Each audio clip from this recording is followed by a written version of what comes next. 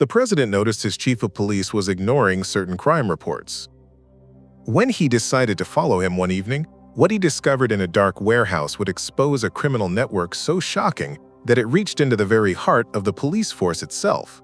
Before we begin, I have a question for you. What time is it where you are watching this? Which country are you from? Leave a comment below and let me know. And please hit that like button and subscribe to join our community that believes in truth and justice. President Ibrahim Traoré sat at his desk in Ouagadougou reading letters from ordinary people. One letter caught his attention. It was from a woman named Fatima, who owned a small food shop in the market district. She wrote that gang members came to her shop every week demanding money. She wrote that when she went to the police, they did nothing. The president put the letter aside. He received many complaints.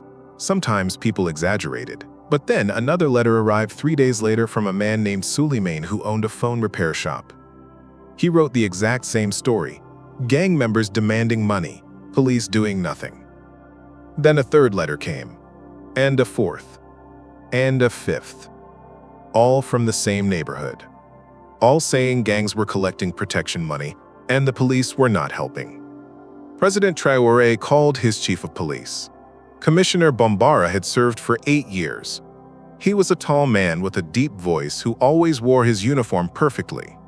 He looked like someone you could trust. Commissioner, I have received complaints about gang activity in the Central Market District. What can you tell me about this? Commissioner Bombara did not hesitate. Sir, we are aware of some minor issues in that area. We have increased patrols. The situation is under control. Are gang members demanding money from shop owners? There have been some reports, yes. But these are mostly disputes between business owners and local youth, not serious organized crime. The president watched the commissioner's face carefully. The man seemed confident, calm, professional. I would like to see the reports and arrest records for that district. Of course, sir. I will have them sent to your office this afternoon. The reports arrived as promised. According to the documents, police had arrested several gang members in the past month. Everything looked proper and official. But something bothered him. If arrests were being made, why were people still writing letters saying nothing was being done? President Traoré made a decision. He would go see for himself. The next morning, he dressed in simple civilian clothes. A plain shirt and pants. An old jacket.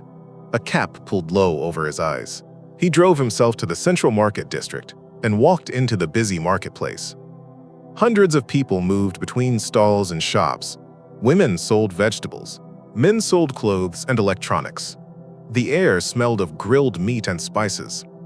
It seemed normal, peaceful. President Traoré found Fatima's food shop. It was a small place with 3 tables. She sold rice, sauce, and grilled chicken. Fatima was a woman in her 40s wearing a colorful head wrap. The president sat at one of the tables and ordered chicken and rice. While he ate, he watched and listened.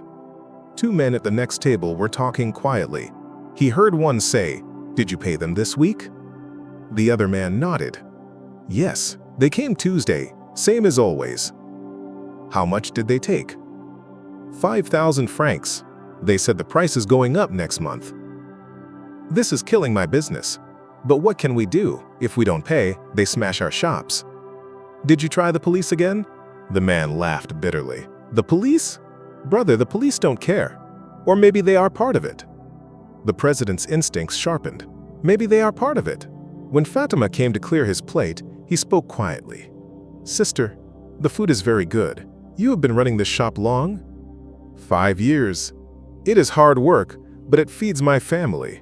I heard some shop owners have problems with young men demanding money. Is this true? Fatima looked around nervously and leaned closer. Who are you? Why do you ask these questions? I am just someone who cares about justice. I want to know the truth. She studied his face. Yes, she whispered. It is true. They come every week. If we don't pay, they break things. They threaten our children. Have you told the police? Many times. The police take our reports. They say they will investigate. But nothing happens. The gang members keep coming. They laugh at us. They say the police cannot touch them. Why do you think the police do nothing? Fatima looked straight at him. I think someone is paying them not to do anything. Before the president could respond, Fatima suddenly straightened up. 3 young men entered the shop wearing expensive sneakers and gold chains. They walked with arrogance. The other customers became quiet. Some left quickly. The leader was tall, with tribal scars on his cheeks. He walked straight to Fatima's counter. Fatima, it is collection day. I already paid this week, Fatima said. Her voice shook slightly. That was last week. This is a new week. But you only come once a week. You came on Tuesday. The young man smiled. It was not a friendly smile. The price changed. Now it is twice a week. You pay 5,000 today, or we have a problem. I don't have 5,000 today. Business has been slow. The young man picked up a glass from the counter and dropped it. The glass shattered on the floor. Oops, maybe next time it will be your window. Or maybe your leg. Pay by tonight or we come back. The 3 men walked out laughing. President Traoré felt anger burning in his chest, but he kept his face calm. He walked to Fatima. Are you okay? She was shaking. This is how it is every week. Sometimes twice a week now. They take and take. Soon I will have nothing left. Do you know their names? Everyone knows them. The tall one is called Snake. He works for a man named Diallo, who runs 3 gangs in this district. Where is the police station? 2 blocks that way. But please, do not make trouble. If they know I talk to you, they will hurt me. The president touched her shoulder gently. Sister, trust me, things are going to change. He walked to the police station. Inside, 2 officers sat at a desk playing cards and drinking tea. They looked bored. Excuse me, I want to report a crime. One officer looked up with barely concealed annoyance. What crime? I just witnessed gang members threatening a shop owner. They demanded money. They broke her property. The officer sighed and pulled out a form. Name of the shop? Fatima's food shop. 2 blocks from here. The officer wrote slowly. And your name? That does not matter. What matters is that criminals are operating openly 2 blocks from this police station. What are you going to do about it?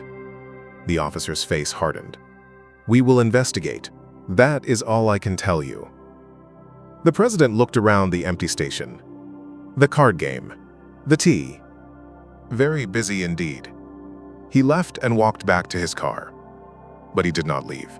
He parked where he could see both the shop and the station. He waited. Patience was something he had learned during his military years. An hour passed. Then he saw something interesting. A police car pulled up and Commissioner Bambara himself stepped out.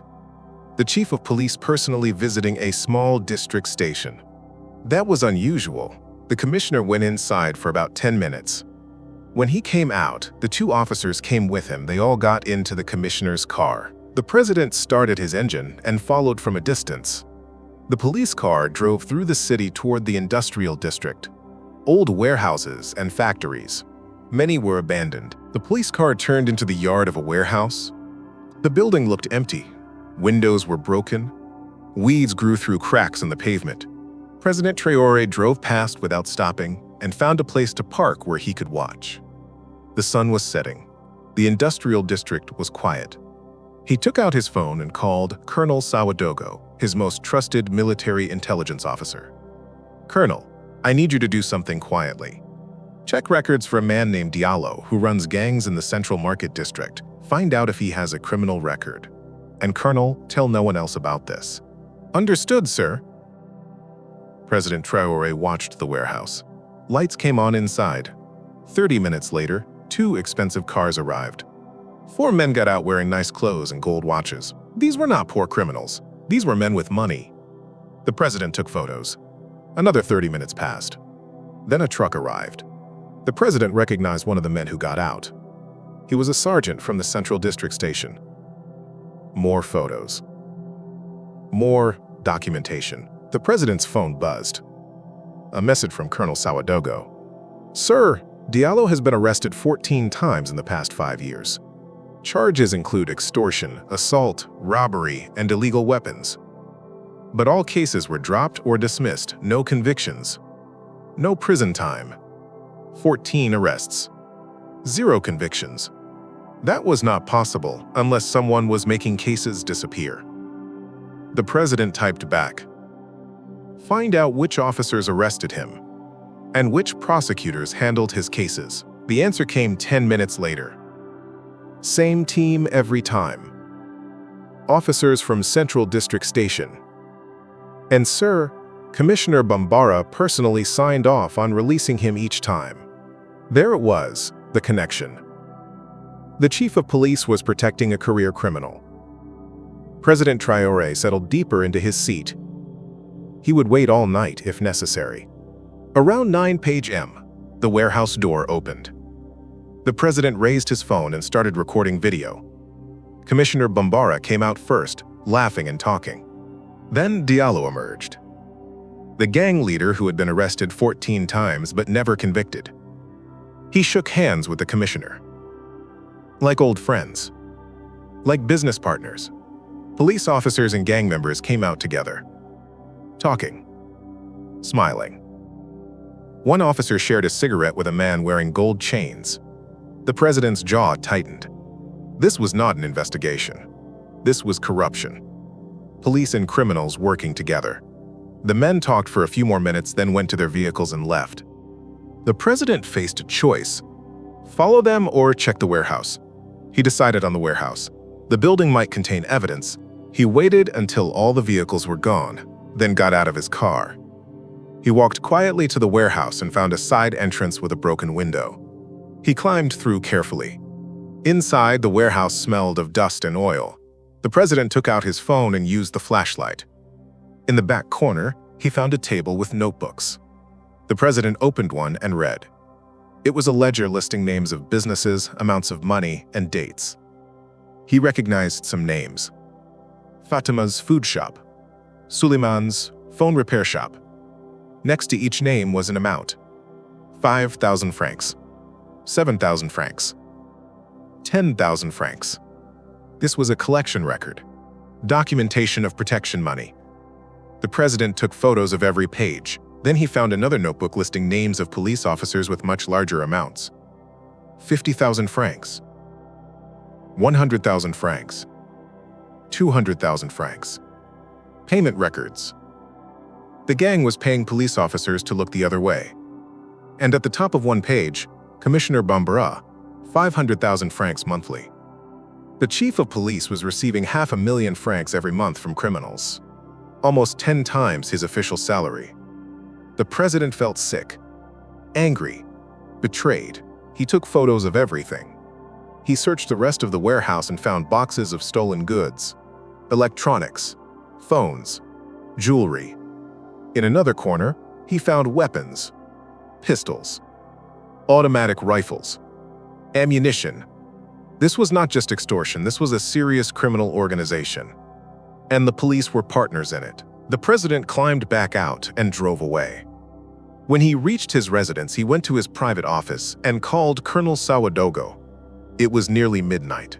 "Colonel, I need you to come to my office, now. Come alone, tell no one." The colonel arrived in 18 minutes. President Traoré handed him the phone. "Look through those photos." The colonel scrolled through the images. His face grew darker with each photo. "Commissioner Bambara, I cannot believe it. Believe it. I watched him meet with gang leaders tonight. I found their warehouse. I photographed their records. The chief of police is running a criminal protection racket. What do you want to do?" "I want to know everything. How many officers are involved? How many gangs? How much money? How many victims? I want the complete picture before we move." Over the next week, Colonel Sawadogo's team worked quietly. They followed gang members. They interviewed shop owners. They traced money. The president continued his normal duties during the day. Nobody suspected he was running a secret investigation. But every evening he met with the colonel to review new evidence. "Sir, we have identified 5 separate gangs operating in 4 districts, all paying money up to Diallo. And Diallo splits the money with Commissioner Bambara. How many police officers are involved?" At least 23, mostly patrol officers and station commanders. How much money are they taking? Approximately 40 million francs per month from shop owners. The gangs keep half. The police get half. Commissioner Bambara takes the largest share. 40 million francs per month, stolen from hard-working shop owners. How many victims? The colonel's voice was heavy. At least 300 businesses paying protection money regularly. Have any shop owners tried to fight back? The colonel opened another file. 3 shop owners refused to pay in the past year. One had his shop burned down, one was beaten badly, one disappeared. His family has not seen him in 4 months. President Traoré closed his eyes. People were being hurt, terrorized. I want to visit some of these shop owners. 2 days later, President Traoré and Colonel Sawadogo visited Souleymane's phone repair shop. After the customer left, the colonel locked the door. We are investigating the gangs that take money from business owners. We heard you have been forced to pay. We want to hear your story. Souleymane rolled up his sleeve. The president saw scars, burn marks. They held me down and burned me with cigarettes. They said next time they would hurt my wife. You have a wife? And 2 children, a daughter who is 5, a son who is 3. Souleymane's voice broke. I could not let them hurt my family, so I pay. Every week I pay. The colonel showed Souleymane a photo of President Traoré in uniform. Do you recognize this man? Souleymane looked at the photo, then at the president. His eyes went wide.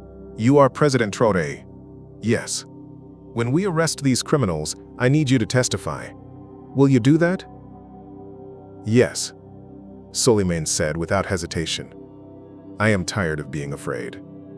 After a week of investigation, Colonel Sawadogo came with a thick folder. Sir, we have everything. Complete documentation, bank records, testimony from 47 shop owners, evidence of weapons trafficking. And sir, we found the missing shop owner. Is he alive? The colonel shook his head. We found his body. Buried in a construction site, he was beaten to death. President Traoré felt rage building inside him. Do we know who killed him? 3 gang members. They bragged about it. Said he refused to pay, so they made an example of him. We move now. Tomorrow. I want everyone arrested. The gang leaders, the corrupt officers, and Commissioner Bambara, all taken at the same time so nobody can warn the others. That evening, the president called a secret meeting. Only 5 people attended. Colonel Sawadogo, the Attorney General, the head of military intelligence, a trusted judge from the Supreme Court, and the Minister of Defense. He laid out everything. The Attorney General was shocked. The Chief of Police? I cannot believe it. Believe it. I have photos of him meeting with gang leaders. I have ledgers showing his payments. I have testimony from dozens of victims. The judge reviewed the evidence. This is strong. I can issue arrest warrants tonight. Do it. 23 police officers, 17 gang members, all arrested simultaneously tomorrow at dawn. The planning continued late into the night.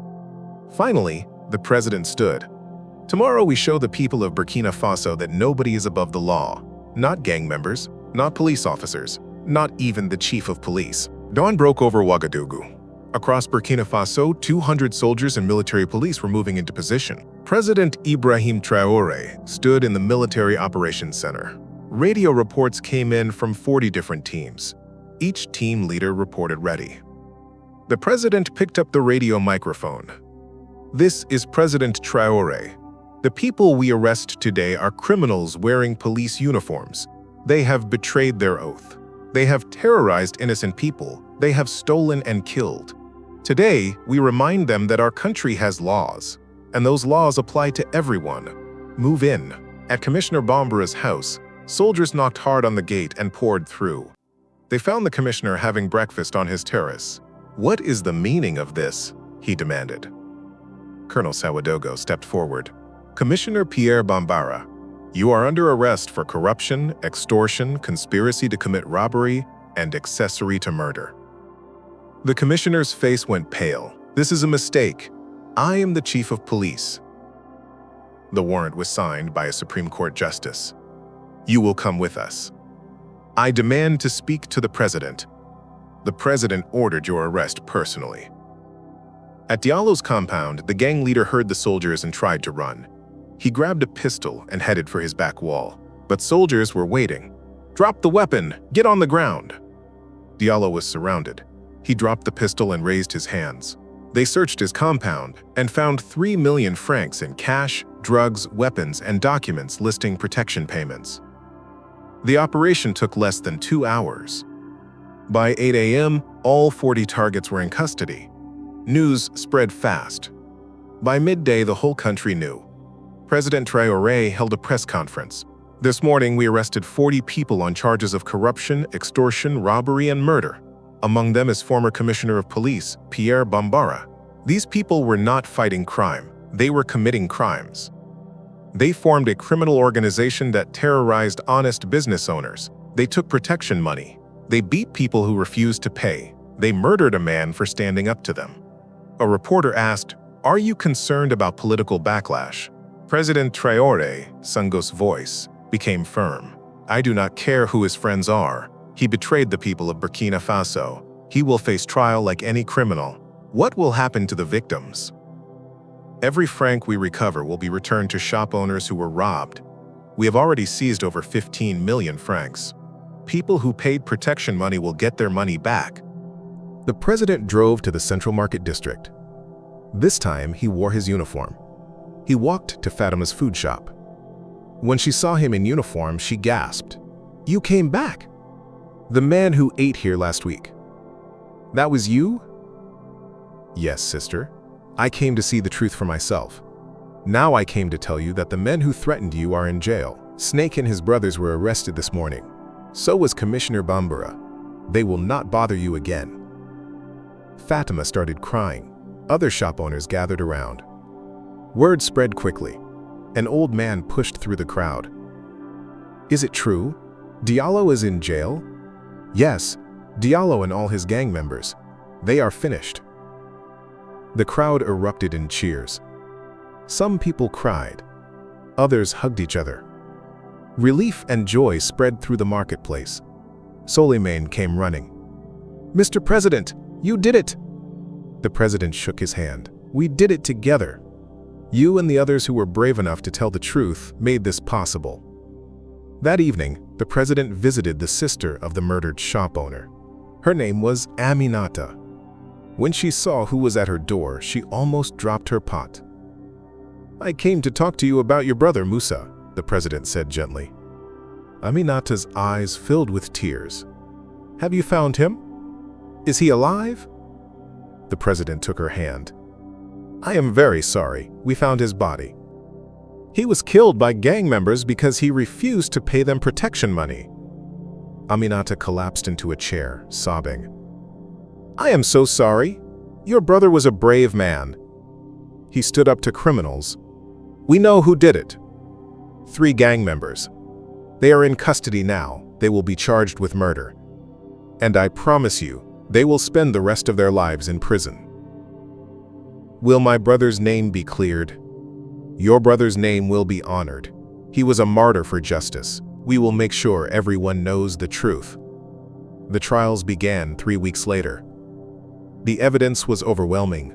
The ledgers showing payments, bank records, testimony from 47 shop owners, photos and videos, forensic evidence. Fatima testified about being threatened. Souleymane showed his scars. Other shop owners told their stories. The jury found Commissioner Bambara guilty on all charges. The judge sentenced him to 25 years in prison. Diallo was convicted of extortion, robbery, assault, and murder. He received life in prison. The 3 gang members who killed Musa were also convicted of murder. Life in prison for all 3. Over the next 2 months, all 40 defendants were tried and convicted.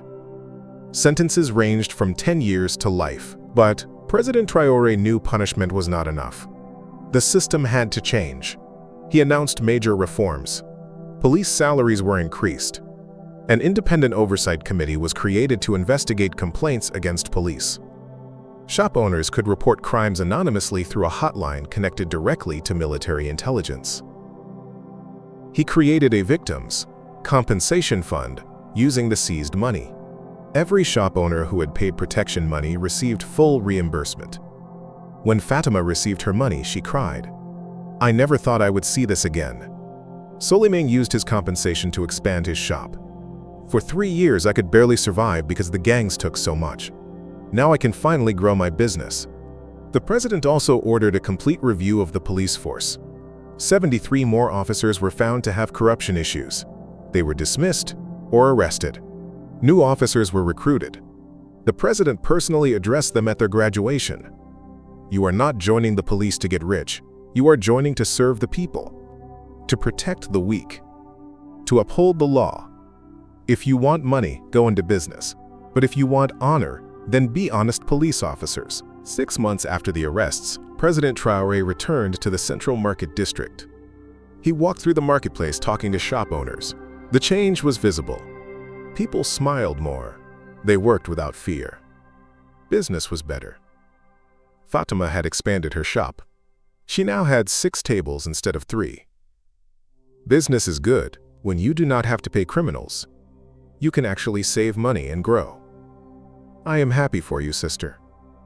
Mr. President, why did you care? You are the president. You have big problems to worry about. Why did you care about small shop owners like us? The president thought about that question. Because a country is not strong, because it has a powerful army or a big economy. A country is strong when its leaders protect ordinary people, when shop owners can work in peace, when families feel safe. That is real strength. That is real leadership. Fatima hugged him. "Thank you, you saved us." That evening, President Traoré sat in his office. On his desk was a photo showing him with Fatima, Souleymane, and other shop owners. All smiling. All free from fear. Colonel Sawadogo entered with a final report. "Sir, crime in the 4 market districts has dropped 68%. Business revenue is up 40%. We have received over 500 letters from citizens thanking you. It was not just me, Colonel. It was everyone who had the courage to tell the truth. The shop owners who testified, the soldiers who made the arrests, the judges who convicted the criminals. We all did this together.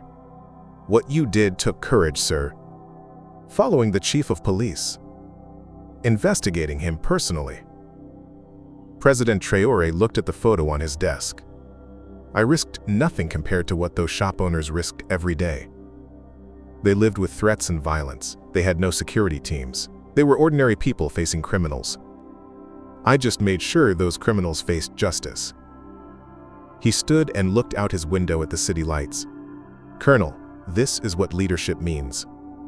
Not sitting in an office reading reports. Sometimes you have to go see for yourself. You have to listen to ordinary people. You have to trust your instincts.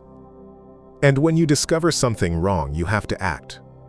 No matter who is involved. Make sure this story is shared. I want people to know they can fight corruption. I want them to know their voices matter. I want them to know that if they speak up, someone will listen." And so the story spread. Not just in Burkina Faso, but across Africa and around the world. The story of a president who followed his chief of police and discovered a criminal network. Who investigated personally? Who arrested the corrupt? Who protected ordinary people? It became a story of hope. Proof that corruption can be defeated. Proof that justice is possible. Proof that leaders can choose to serve the people instead of the powerful. Because sometimes the criminals hide behind uniforms and badges. They think their positions make them untouchable. They think nobody will dare challenge them. But if you stay alert, if you trust your instincts, if you have the courage to investigate and act, you can expose them. You can bring them to justice. You can change everything. And that is exactly what President Ibrahim Traoré did. So if this story inspired you, hit that like button right now. Subscribe to this channel for more true stories of courage and justice. Drop a comment below and tell me, does your country need leaders like this? Have you ever witnessed corruption in your community? What did you do about it? Share this video with someone who needs to hear this message today. Let's spread the word that justice is possible when good people refuse to stay silent. When ordinary citizens speak up and leaders listen, corruption can be defeated. Thank you so much for watching, and I will see you in the next one. Stay strong, stay courageous, and never stop fighting for what is right.